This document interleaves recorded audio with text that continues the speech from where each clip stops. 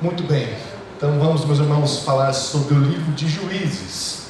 O livro de Juízes, então, é a transição entre a conquista da Terra Prometida até o início da monarquia. E nós temos um período longo dessa transição. Alguns lembram de quanto tempo mais ou menos dura o tempo dos juízes? E acho que está meio... 400 anos, mais ou menos, o tempo dos juízes, né? E nós temos aqui então muitas coisas importantes para nós aprendermos com esse livro. Mas antes de entrarmos aqui no conteúdo, uma pergunta para nós interagirmos aqui e para nós puxarmos um pouco da memória desse livro. Quais são os juízes que você lembra que fazem parte do livro de Juízes, desse conteúdo? Sansão, um dos mais conhecidos pela sua força. Gideão também, né? A gente conhece ele pela falta de coragem, né? Vamos dizer assim, né? Jair é um pouquinho menor, né? Débora, né? Até que vocês estão, né? Dos 6 principais, se citaram 3 deles, né? Então, está tranquilo. Vamos então, nós vemos alguns detalhes do livro de Juízes. Então nós temos aí a era de Josué, que nós vimos semana passada, que teve a unidade nacional e vitórias, a obediência à aliança de Deus e a conquista inicial da terra prometida. E depois nós vamos para os Juízes, que nós temos uma realidade completamente diferente. Nós temos ali uma anarquia tribal, nós temos um relativismo moral e nós temos depois a coexistência com outros povos em que Israel não cumpriu o mandamento de Deus e isso os influenciou muito de maneira negativa. E o livro de Juízes, ele é dividido em 3 partes. O primeiro, o prólogo, os primeiros 2 capítulos, que vai mostrar o fracasso na conquista da terra prometida. Depois do segundo bloco, do capítulo 2 até o 16, que é a espiral negativa dos juízes. E depois, no final do livro, os capítulos 17 a 21, nós vamos ver o colapso social, de como que a sociedade de Israel estava num caos e mostrando a necessidade de haver então um rei dentro do povo e da nação. Tudo bem até aqui? Então vamos lá. O livro de Juízes tem uma dinâmica muito fácil e comum de nós entendermos. Temos o povo de Deus. E esse povo, ele se rebela contra Deus. Eles passam a adorar outros deuses, outros ídolos e abandonam a aliança com Deus. O que acontece? Você lembra de Deuteronômio e também de Levítico? As maldições de Deus em relação à quebra da aliança, que Deus iria então trazer algumas disciplinas para trazer o povo de volta, e exatamente isso vai acontecendo. Deus então entrega o povo à opressão, que é ali o ponto 2, o povo sente as dores, o que eles fazem? Oram, pedem a Deus salvação. Deus então vem ao encontro deles e levanta um libertador, ou um juiz, um líder. E assim então eles são libertos daquela opressão. Enquanto aquele líder, o juiz, está vivo, há uma paz. Mas a partir do momento que esse juiz ou esse líder morre, o povo volta a fazer o errado. Só que a questão é, que até a imagem da foto mostra, é uma espiral que ela não volta ao ponto de partida. Ela sempre vai indo mais a fundo. Porque quando o povo volta a pecar e Deus levanta um novo líder, um novo juiz, esse juiz já não tem tanta integridade, já não conhece tanto a Deus como no passado, e o seu nível de intimidade com Deus, de conhecimento de Deus, é menor, e a gente vai vendo de que a situação de Israel, uma expressão bem brasileira, ela vai ladeira abaixo, ela só vai piorando.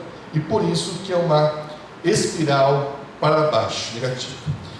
Quem eram os juízes? Então é um termo que significa líderes militares. O que não eram, para você ficar bem, não eram magistrados, homens de toga como nós pensamos hoje. Não tem nada a ver com isso. Era muito mais líderes de clãs pequenos que Deus levantava e trazia uma certa união à nação, e ele então conduzia o povo até a libertação. Aí, o interessante é de que esses juízes não eram homens perfeitos. Sansão, né? Sansão é o melhor exemplo para isso, né? Tudo que ele aprontou, né? Mas Deus usou de graça e de misericórdia com homens imperfeitos para cumprir com a aliança com o seu povo e para trazer então a salvação a eles. Vamos ver aqui algumas partes do primeiro trecho do livro para nos mostrar então essa questão de como o povo abandonou a lei de Deus. Abra comigo no capítulo 2, versículos de 1 a 5. Eu vou tentar pôr aqui para ficar mais fácil.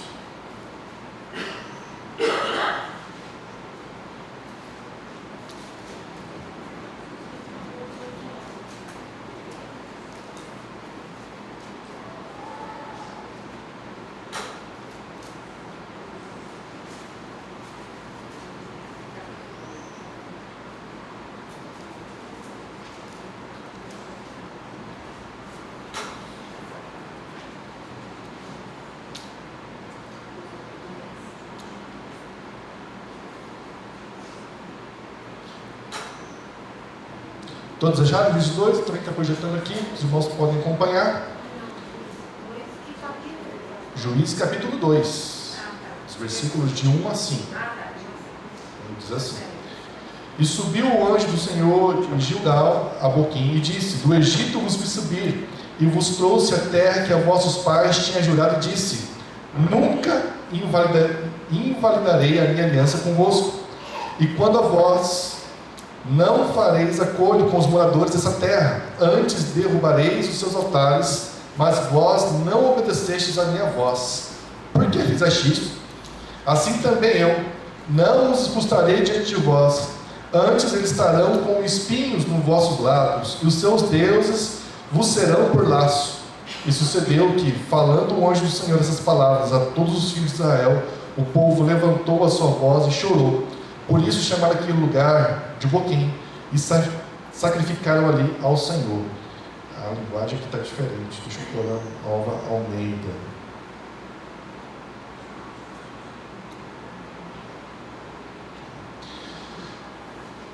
Bom, você se lembra que Deus deu uma ordem para Josué e o povo conquistar toda a terra prometida e expulsar todos os moradores que estavam naquela região, para que eles não fossem então contaminados a servirem os deuses cananeus e terem as mesmas práticas.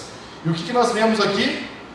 Deus chamando a atenção de Israel, porque eles não obedeceram, não expulsaram os cananeus e fizeram aquilo que é errado. E aqui então nós vamos continuar a partir do versículo 6 o que aconteceu para nós entendermos a base do livro. Diz assim: Depois que Josué despediu o povo, os filhos de Israel se foram, cada um a sua herança, para possuir a terra. O povo serviu o Senhor todos os dias de Josué, e todos os dias dos anciãos que ainda sobreviveram por muito tempo depois de Josué, que viram todas as grandes obras que o Senhor tinha feito por Israel. Josué, filho de Nun, servo do Senhor, morreu com a idade de 110 anos. Foi sepultado em sua própria herança, em Timate-Heres, na região montanhosa de Efraim, ao norte do Monte Gaás. Toda aquela geração também morreu e se foi reunida a seus pais. E depois dela, se levantou uma nova geração. E aqui tem algo importante. Essa geração, o que aconteceu com ela? Não conhecia o Senhor, nem as obras que ele havia feito por Israel. E a consequência disso, versículo 11: Então os filhos de Israel fizeram o que era mal aos olhos do Senhor, servindo aos Balaíns. Meus irmãos, aqui está um ponto importante. Porque quando Deus restaura o povo, né, ou tira o povo do Egito e os faz entrar na terra prometida, Deus não está preocupado apenas com aquela geração, mas Deus dá uma instrução para que as novas gerações saibam e conheçam a Deus. Alguém pode ler para mim, por favor, Juízes capítulo 4, o versículo, deixa eu pegar aqui, 21.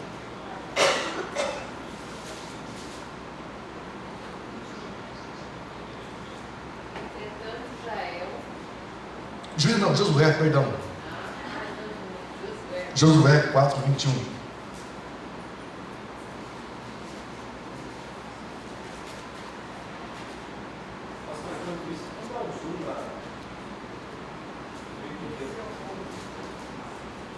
Melhorou? E falou aos israelitas: no futuro, quando nossos filhos perguntarem a seus pais o que significam essas pedras, Vamos continuar. contareis aos vossos filhos, dizendo: Israel atravessou este Jordão a pé enxuto. Muito obrigado, Regina. Nós falamos isso semana passada. Quando o povo atravessou o Rio Jordão a pé enxutos, Deus mandou então que um homem de cada tribo pegasse 12 pedras e eles fizessem então um memorial. E esse memorial seria então para testemunho das outras nações e para o quê? As gerações futuras de tudo que Deus havia feito, de como Deus havia libertado e salvado. Mas o que acontece? Que a geração seguinte, já de Josué, que atravessou o Rio Jordão, eles não conheciam a Deus. E aí vem aqui a questão: quem que errou nisso? Aquela geração que não ensinou os filhos. E aqui está um ponto importante, meus irmãos, que é válido para nós até hoje.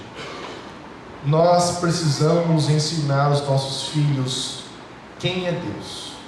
Precisamos ensinar os nossos filhos a conhecerem a Deus, a se relacionarem com Deus. Precisamos ensinar nossos filhos a servir o mesmo Deus de que nós servimos. O problema é que hoje os pais já não fazem mais isso. Os pais querem terceirizar isso para a igreja. Então eu levo meu filho à igreja para que ele conheça Deus e para que ele tenha a educação religiosa. E quando os pais então terceirizam essa tarefa para a igreja, é muito fácil de os filhos se desviarem dos caminhos do Senhor. Porque vamos pensar de maneira objetiva.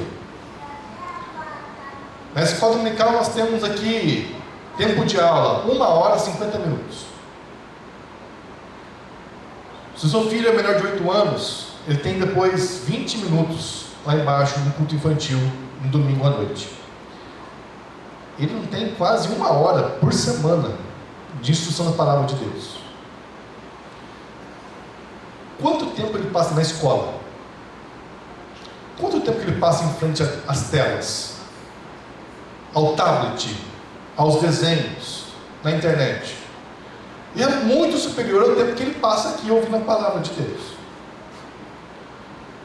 E se você, que é pai e mãe, não cuidar de orar com seus filhos, não cuidar de orar com eles, não cuidar de você mesmo ensinar e não cuidar de você ser um exemplo de vida, de fé para eles, um referencial que eles estão olhando a todo momento, eles têm muito mais referências para buscar. E é por isso que é dever dos pais, primeiramente, ensinar os filhos os caminhos do Senhor. A igreja é um apoio. A igreja é um local que nós nos reunimos como famílias que estão em aliança com Deus para adorar o Senhor. Mas quando os pais não ensinam os filhos os caminhos de Deus, acontece justamente isso. Aquela geração não conhecia e eles então se afastaram dos caminhos de Deus. Deu para entender? Tudo bem até aqui? E aí, meus irmãos, nós vamos ver, ainda aqui no capítulo 2, a espiral negativa que nós temos aqui no livro de Juízes. Vamos lá aqui, ó. Versículo 14. A ira do Senhor se acendeu contra Israel e ele os entregou nas mãos de ladrões que os despojavam do que possuíam. Ele os entregou nas mãos de seus inimigos ao redor e não puderam mais resistir a eles. Por onde quer que fossem, a mão do Senhor estava contra eles para o seu mal, como o Senhor lhes tinha dito, lhes havia jurado, e estavam em grande aperto. Onde que o Senhor tinha dito isso? Aqui no versículo 25. Deuteronômio. Eu tinha falado para vocês. Então, o que o Senhor fez? Suscitou juízes que os livraram das mãos dos que os atacavam e roubavam. Mas eles não obedeceram aos juízes, pelo contrário, se prostituíram com outros deuses e os adoraram. Depressa se desviaram do caminho por onde andaram seus pais na obediência aos mandamentos do Senhor e não fizeram como eles. Quando o Senhor lhes suscitava juízes, o Senhor estava com o juiz e os livrava das mãos dos seus inimigos. Todos os dias daquele juiz, porque o Senhor se compadecia deles, antes dos seus gemidos por causa dos que os afligiam e oprimiam. Mas quando o juiz morria, eles voltavam a viver como antes e se tornavam piores do que os seus pais, seguindo outros deuses, servindo-os e adorando-os. Não abandonavam nenhuma das suas práticas, nem a sua obstinação. Esse é um resumo do livro de Juízes. Mas o que acontece aqui? Está difícil para você selecionar só com uma mão.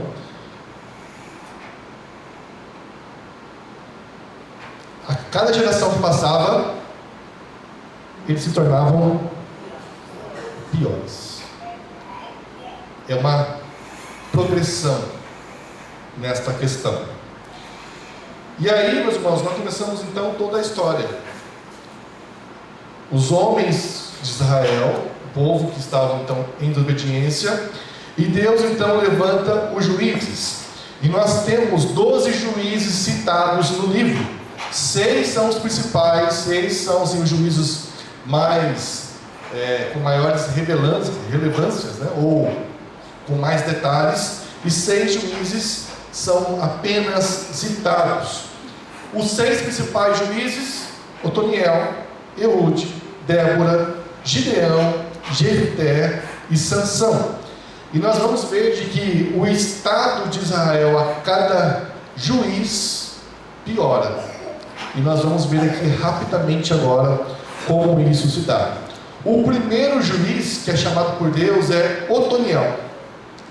E ali nós vemos então no capítulo 3 e 4 de Juízes, que Otoniel ele é chamado porque ele é um homem cheio do Espírito Santo.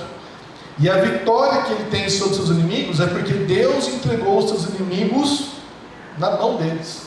Então aqui dos juízes, Otoniel seria a principal referência, o mais próximo de Josué daquilo que seria o ideal. A partir daí a coisa começa a ir ladeira abaixo. O segundo juiz, Eude. Quando nós lemos a história de Eude, a Bíblia não fala nada dele ser cheio do Espírito Santo ou capacitado por Deus. O que nós temos aqui é um homem que tenta agir então da maneira mais pragmática possível, e ele então arma um assassinato do rei inimigo, e dessa maneira nós vamos ver de que começa-se a degradação inicial, porque já é um homem que não tem muita relação com Deus, mas é um homem que age de maneira prática para libertar o povo. Depois, capítulo 4, Débora e Baraque. Você se lembra só de Débora? Não, né? Capítulo 4 de Juízes. O povo novamente foi subjugado por inimigos. Débora então agia. Vamos pôr aqui para nós acompanharmos juntos.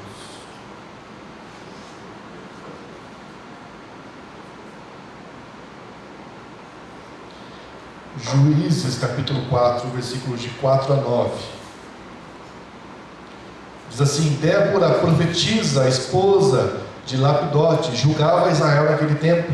Ela atendia debaixo da palmeira de Débora, entre Ramá e Betel, na região montanhosa de Efraim, e os filhos de Israel vinham até ali para apresentar as suas questões.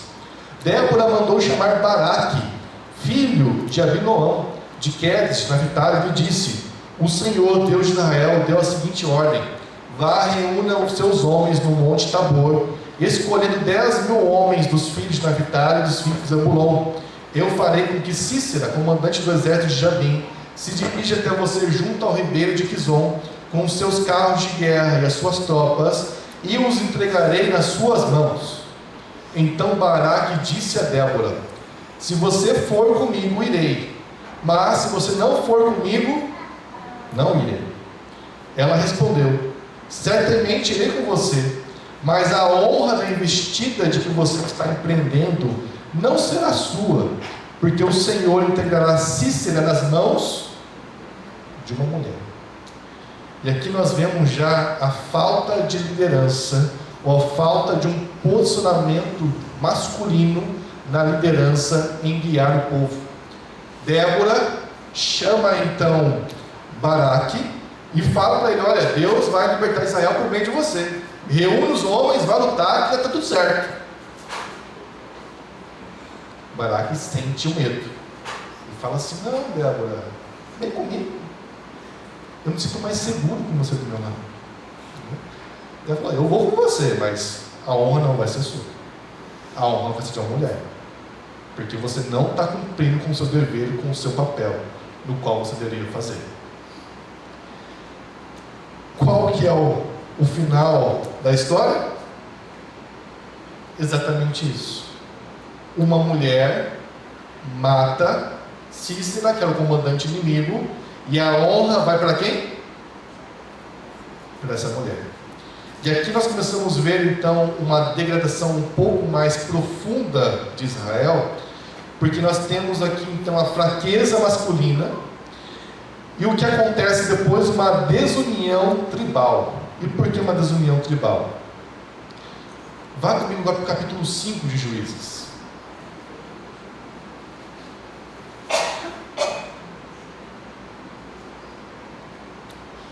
Depois da vitória, Débora faz então um cântico, louvando a Deus pela vitória. Mas nesse cântico, nós vamos ver aqui nos versículos 14 em diante, que Débora dá umas indiretas aqui a algumas tribos. Acompanhe comigo, diz assim: de Efraim, cujas raízes estão na antiga região de Amaleque, desceram guerreiros depois de você, ó Débora. Seguiu Benjamim com seus povos, de Marquir desceram comandantes, e de Zebulon os que levam a vara de comando. Também os príncipes de Issacar foram com Débora. Issacar seguiu Baraque, em cujas pegadas foi enviado para o vale. Entre as facções de Rubem houve grande discussão. Por que vocês ficaram entre os currais para ouvir a flauta? Entre a facção de Rubem houve grande discussão. Gileade ficou do outro lado do Jordão. E Dan, por que se deteve junto aos seus navios? Asser ficou junto à costa do mar e repousou nas suas baías. Zebulon é o povo que arriscou a sua vida, bem como Naftali nas alturas do campo. E assim o cântico continua até que o versículo 18, você vai entender. Vocês perceberam aqui que Débora faz elogios e críticas a algumas tribos? Quem foi lutar com ela e com Baraque foi elogiado, mas algumas tribos não se juntaram a eles. E no cântico dela, ela começa já a falar: olha, vocês não ajudaram. Rubem ficou aí em dúvida se ele ajudava a gente ou não. Dan ficou com medo e não veio. E assim a gente começa a ver de que um povo que deveria ser unido, ele está já desunido por dentro. E tem ataques entre as próprias tribos. E vamos depois lá para os capítulos, os versículos 24 e 27. Lembra que a honra da batalha seria de uma mulher? Olha o cântico de Débora que ela fala: que a mais bendita entre as mulheres seja de Jael, mulher de Heber, o queneu, que seja mais bendita entre as mulheres que se vivem em tendas. Cícera pediu água e ela lhe deu leite. Em taças de príncipes lhe ofereceu nata. Ela estendeu uma das mãos e apanhou a estaca, e com a mão direita pegou o martelo dos trabalhadores. Golpeou Cícera, rachou-lhe a cabeça, furou e atravessou-lhe as têmporas. Bom, se você não lembra a história, Cícera, que é o comandante do exército inimigo, depois que viu o seu exército perder, ele fugiu. E chegou então até a casa de Heber e Jael, e reconheceu que era Cícera. E falou: não, entre que eu vou te ajudar. Em vez de te dar água, eu vou te dar leite. Deite-se aqui, eu vou esconder você aqui com um pano, para que você não seja perseguido e não morra. E quando o cara estava deitadinho com um pano lá por cima dele, vocês viram o que ela fez, né? Um pouquinho cruel, né? Mas foi uma mulher que matou o comandante inimigo. E a glória foi dela, demonstrando justamente essa espiral da força feminina que é exaltada em consequência da fraqueza masculina em não cumprir o seu papel, aquilo que ele deveria fazer, e uma desunião das tribos. Tudo bem até aqui? Oi? Nesse caso aqui, Débora tem a terceira juíza, então Baraque só está junto. Era para ser Baraque o libertador, mas pouco ele teve medo, não fez. A honra todas para as mulheres, Débora e Jael. Sim, Débora é a terceira juíza. Quarto juiz, Gideão. Esse aqui é conhecido, né? A primeira parte dele é conhecida, né? Quem não conhece a história de Gideão, que é o medroso, né? Inseguro, e ele então pede para Deus um sinal, se ele deve ir ou não para a batalha. Lembra disso? Isso, né? Aí Deus dá um sinal para ele. Ele vai falar: não, mas eu acho que é coincidência com a natureza aqui. Vou pedir um sinal invertido. Deus dá para ele novamente um sinal. Aí ele reúne o exército. Deus fala: não, tem muita gente aí, você vai com 300 homens. Lembra que vai beber água, aqueles que bebem água com um cachorrinho. Quem dá aula para criança lembra bem dessa história, né? E aí depois eles vão então com vasos, né, com tochas à noite, quebram, e o próprio Deus confunde lá os midianitas. Eles têm uma vitória, né? E quando a gente vê só essa parte de Gideão, a gente pensa: uau, que coisa maravilhosa que Deus fez, né? E tudo mais. Só que depois, quando a gente quando lê a história de Gideão, a gente vai ver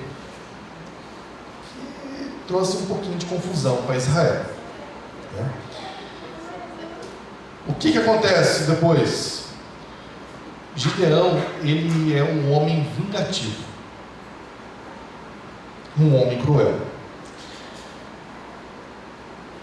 e ele vai terminar levando Israel à idolatria de algo que não é de Deus. O povo se prostitui. Então vamos ler aqui Juízes, capítulo 8.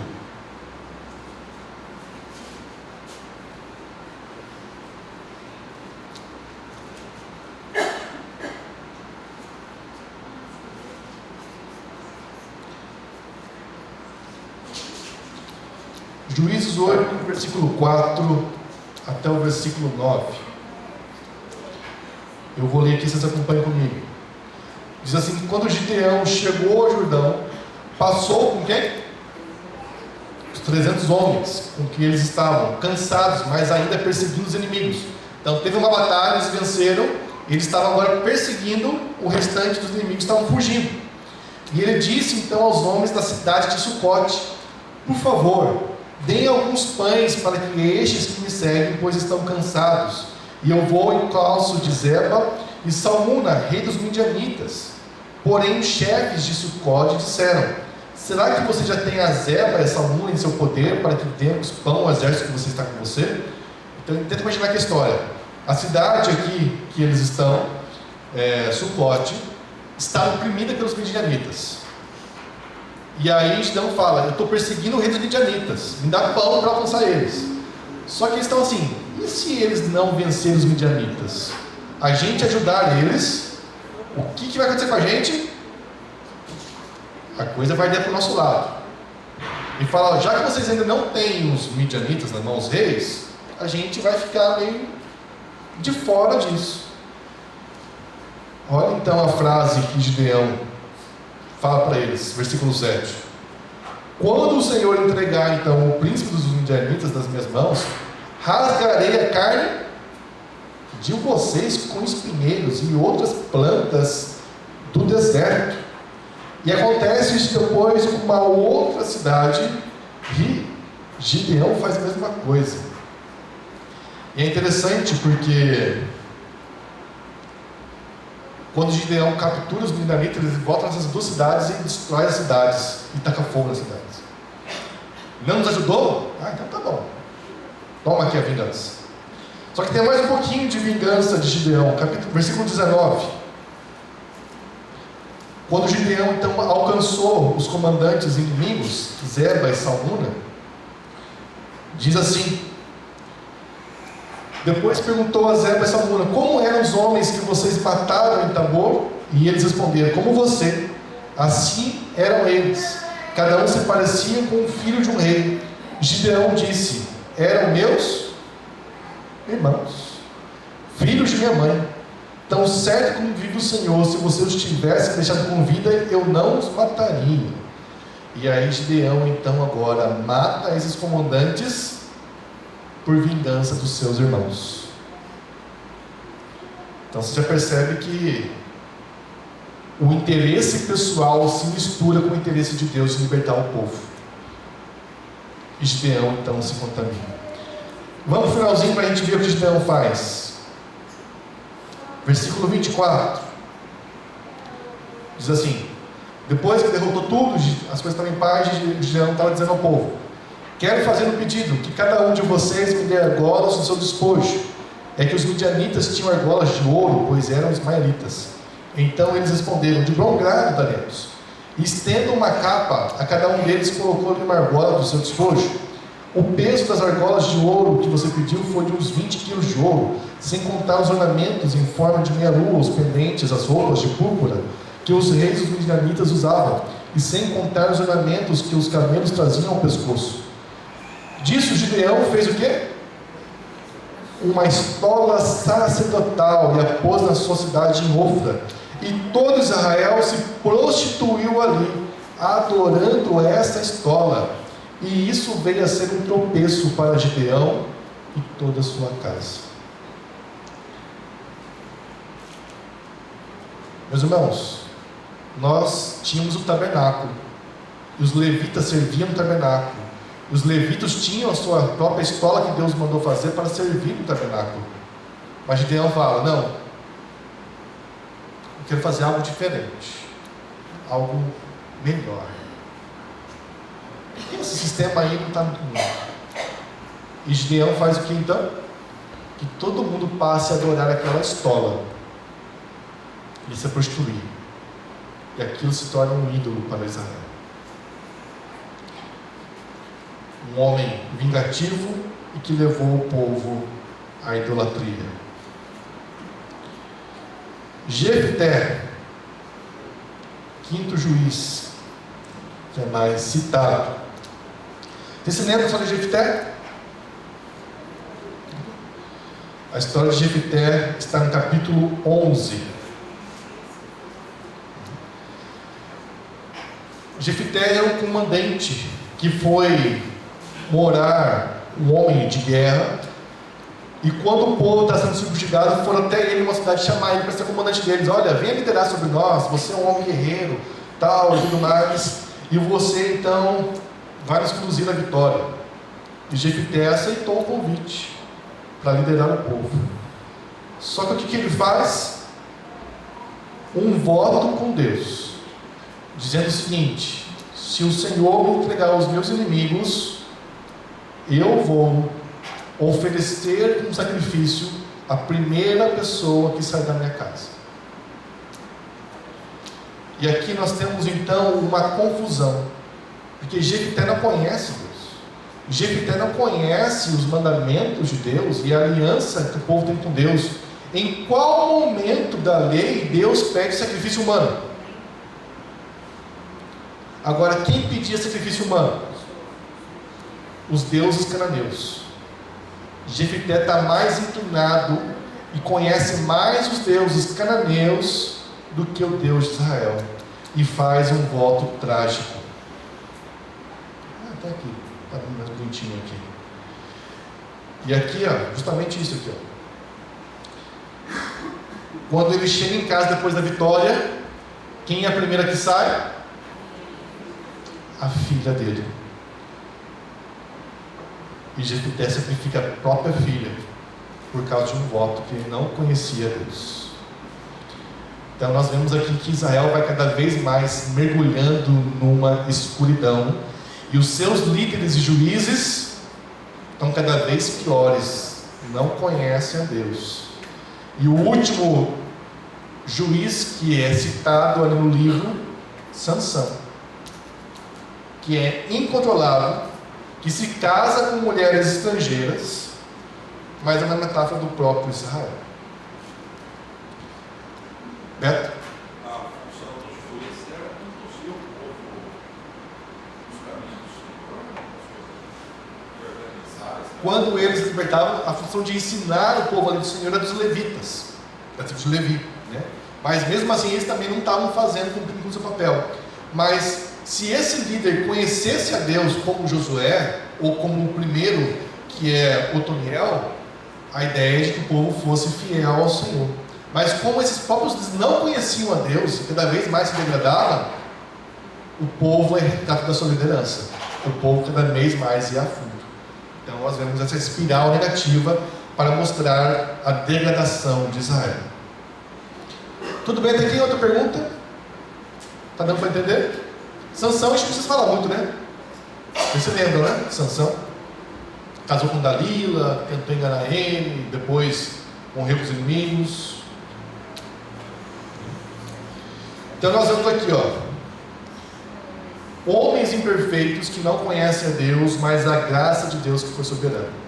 Então Gideão promoveu idolatria, Jefté realizou sacrifício humano, Sansão viveu em imoralidade, mas mesmo assim Deus usou. O que nós vemos aqui é que Deus, Ele é misericordioso com o seu povo, e a salvação acontece apesar dos instrumentos escolhidos, e nunca por causa das suas virtudes. Deu para entender isso aí? Tranquilo? E agora a gente chega na parte final do livro, que é a mais sombria. Os capítulos 17 até 21. A história de Mica. Vocês se lembram da história de Mica? Não. Eu percebi aqui que vocês não se lembram da história de Mica. Vamos aqui, eu vou resumir a história de Mica para vocês. Mica, ele rouba a própria mãe.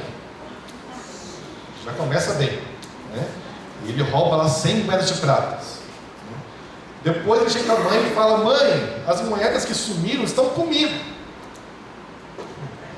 E a mãe, o que você acha que uma mãe que é roubada pelo filho deve fazer? Corrigir o filho, né? A mãe faz isso? Não faz, né? Olha o que a mãe faz. Vamos ler junto. Eu gosto de ler com vocês porque é forte, né? Só contar às vezes parece que eu estou aumentando, mas não é.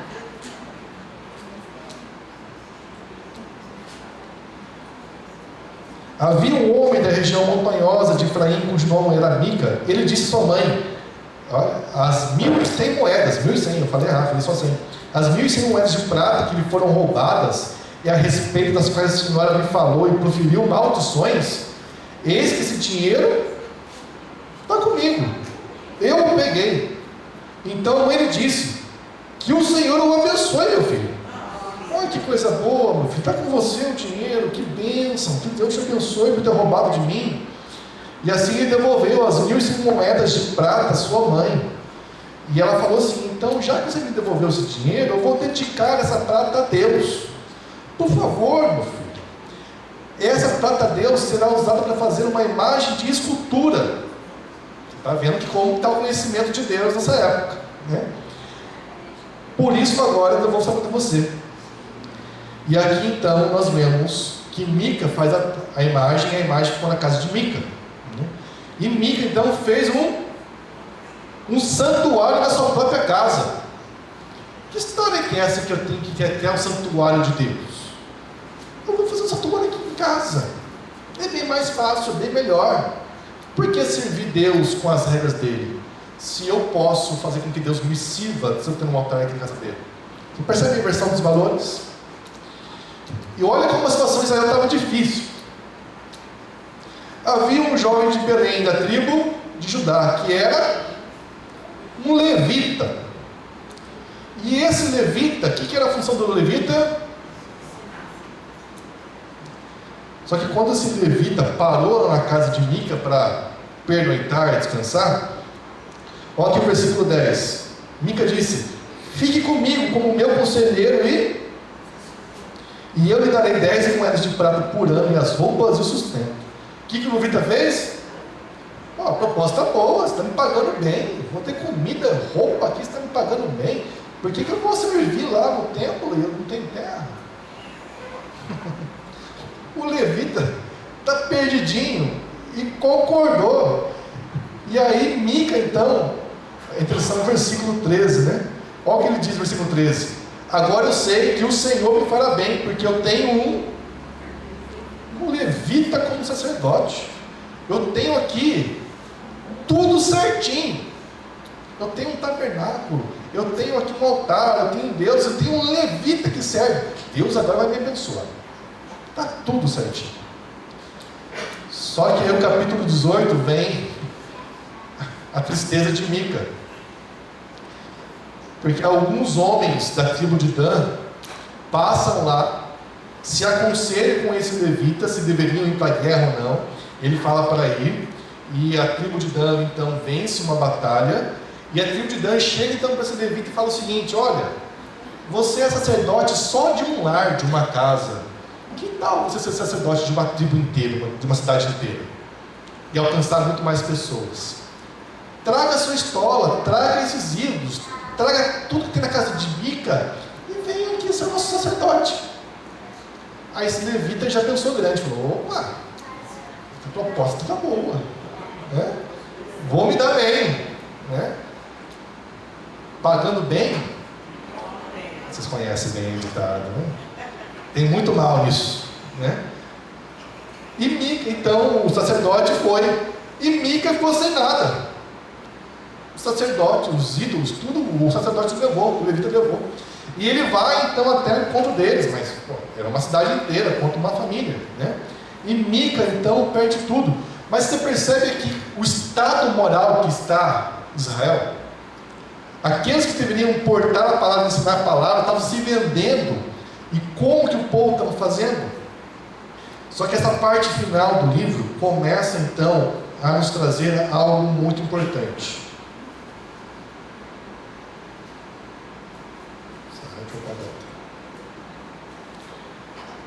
O que diz no versículo 1 do capítulo 18?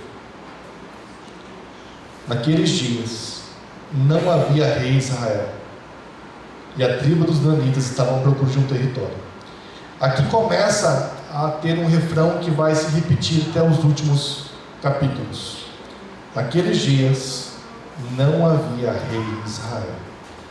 E isso vai se combinar até o versículo capítulo 21, versículo 25. Naqueles dias não havia rei em Israel, e cada um fazia o que achava. Então o que eles contrastam? O problema não é a gente servir a Deus. Porque a gente não tem um rei. E se nós tivermos um rei, esse rei vai nos levar para o caminho certo. Porque a gente não tem ninguém que nos guie no caminho certo. Cada um acha que é o mais certo. Só que a questão é que Deus já reinava sobre eles. Só que eles não tinham Deus como rei no coração deles. E nós temos então que o capítulo 19 até o capítulo 21, isso que é terrível, um caos moral.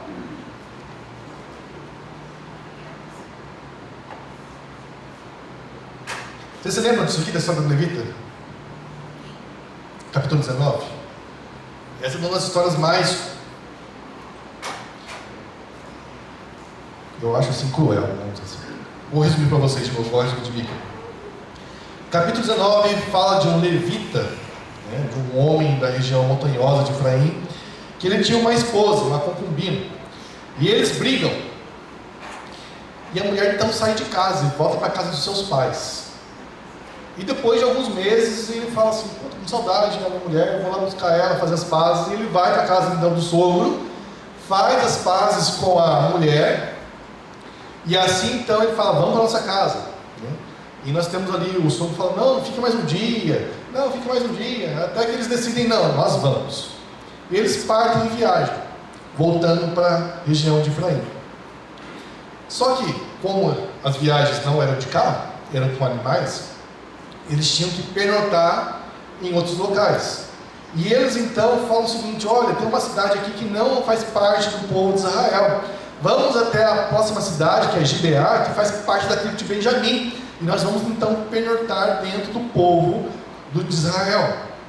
Só que quando eles chegam até essa cidade, era costume eles acolherem os estrangeiros, né, os de fora, dar então alimento para os animais e moradia, hospedagem. Ninguém faz isso. E vem apenas um senhor da cidade que fala: ninguém te hospedou ainda? Venha para minha casa então. E ele vai para a casa desse senhor, ele e a sua esposa.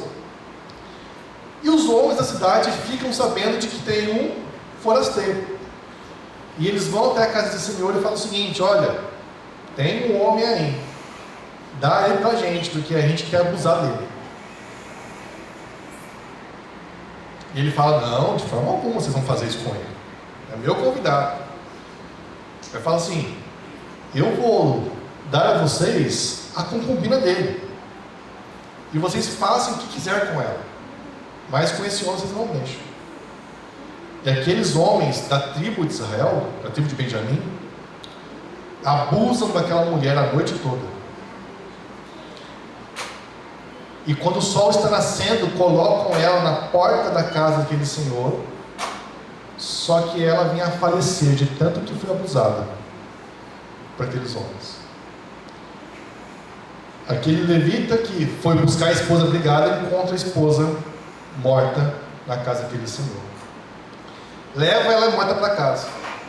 Chega em casa, ele corta ela em 12 partes e manda um membro do corpo dela com uma carta para cada tribo de Israel, e contando tudo o que aconteceu, para mostrar a maldade que estava dentro do povo.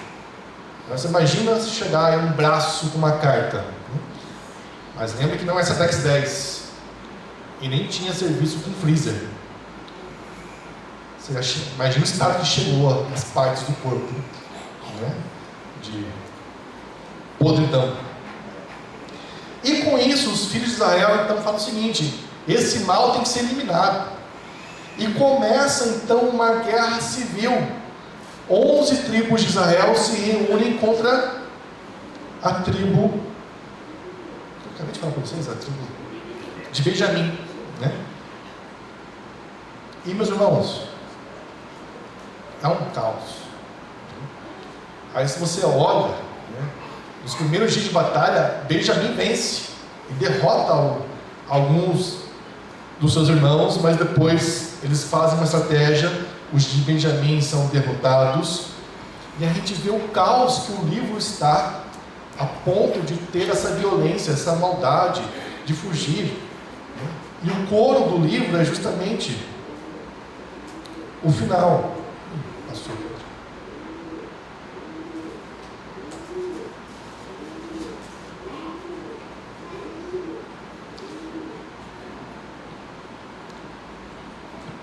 O computador não está ajudando muito não.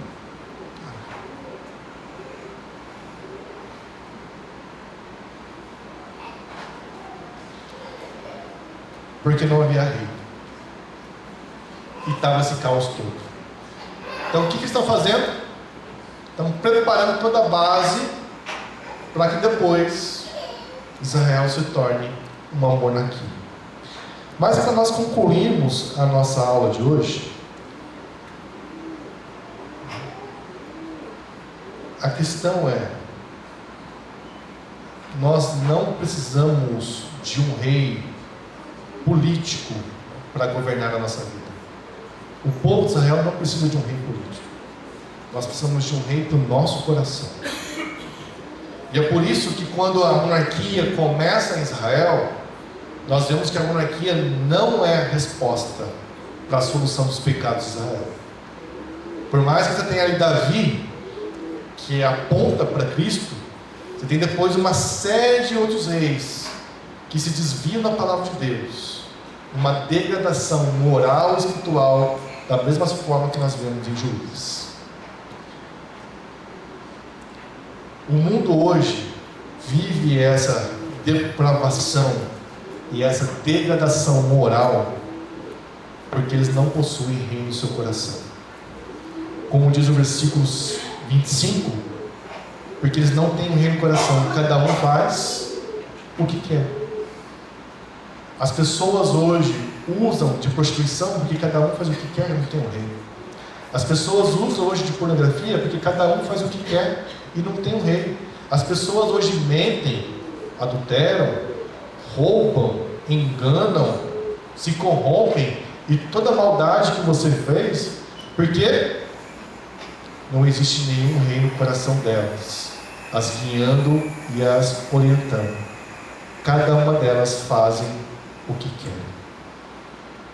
O que isso ensina para nós? Nós temos um rei que reina no nosso coração. O rei que veio da descendência de Davi, Cristo Jesus. E quando Ele reina em nossos corações, nós não fazemos o que nós queremos, os nossos próprios desejos, mas nós então nos submetemos a esse rei, que é bom, verdadeiro e justo. E porque então nós nos submetemos a Ele, nós fazemos então a sua vontade. E meus irmãos, é por isso que quando Jesus vem, um dos principais temas que Ele traz é o reino de Deus. Sobre a necessidade, nós temos um rei sobre nossos corações, sobre nossas vidas. E nós precisamos conhecer esse rei, nós precisamos conhecer as suas palavras, para que não sejamos enganados e não venhamos a nos desviar, igual o povo de Israel se desviou. Nós precisamos de um rei em nossos corações, para nos conduzir.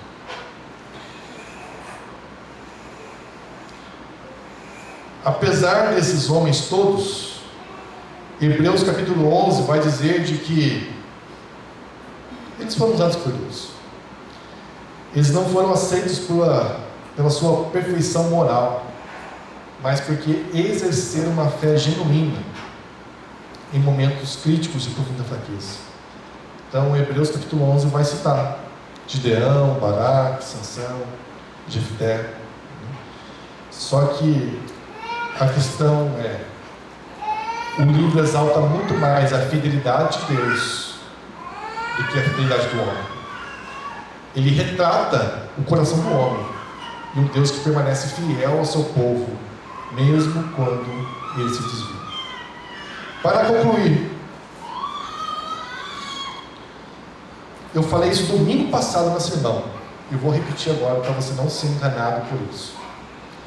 Todas as vezes que você pecar, que você fugir dos caminhos de Deus, que Satanás te acusar dos seus pecados, você ficar envergonhado dos seus pecados, fazer como Adão, se esconder de Deus, e você achar não existe mais perdão para mim, está tudo acabado. Olha o livro de Juízes. Deus permanece fiel ao povo que é fiel. Quando você pecar, Deus ele te ama. E Ele vai ao seu encontro, como Ele foi ao encontro de Adão, e como vai no encontro do seu povo, Ele é fiel. Não se esconda de Deus. Quando você pecar, se envergonhar e Satanás te acusar, em vez de você querer resolver as coisas com as suas próprias mãos, vá até o Senhor, vá em oração, porque você vai realmente encontrar perdão, alívio, graça e consolo. Para concluir, Deus ele nunca te acusa dos seus pecados. Olha para Pedro, quando ele pecou e Jesus foi restaurar Pedro. Jesus foi jogando na cara de Pedro que ele traiu ele. Em nenhum momento Jesus citou a traição e acusou Pedro. Mas restaurou Pedro dizendo assim: me ama. Deus, Ele nos ama. E Deus, Ele nos restaura, nos disciplina, nos ajuda e caminha conosco para o nosso bem. Por isso, quando você pisar na bola, quando você pecar contra o Senhor, não se esconde de Deus. Vá para o Senhor. Tudo aqui foi escrito para o nosso crescimento e entendimento. E nós vemos como Deus é bom e fiel. Está conosco para nos receber. Não fuja. Não caia nas mentiras do diabo, dizer: não tem mais perdão para você, não tem mais solução, acabou. Você vê que isso é mentira, que Deus vai ao seu encontro. Mas, para que fazer com que você viva da maneira correta como um rei no seu coração, não para você viver da forma que você acha correta ou mais certa. Alguma dúvida, comentário, pergunta sobre esse livro? Zé? Quando o senhor vai fazer nós uma reino de sacerdotes, nesse sentido que ele está falando de pessoas que conhecem a palavra de Deus, que praticam a palavra de Deus e que dependem de Deus. Sim. Que são reinos que instituem. Reino de sacerdotes. E tem um pouquinho mais. É isso tudo, mas o sacerdote também faz a intermediação do povo com Deus. E Israel, como reino de sacerdotes, faz ali também a intermediação dos outros povos com Deus. Então, é um povo que conhece, que segue, que ama e que é o caminho, então, o meio para que outros povos pudessem conhecer. E essa fala que nós conhecemos, né? Pedro fala: nós somos sacerdócio real, um povo santo, de propriedade exclusiva de Deus. Isso aplica à igreja. Nós somos também esse povo. E Elcio, quer falar alguma coisa? Meus irmãos, vamos então orar, encerrar a nossa aula.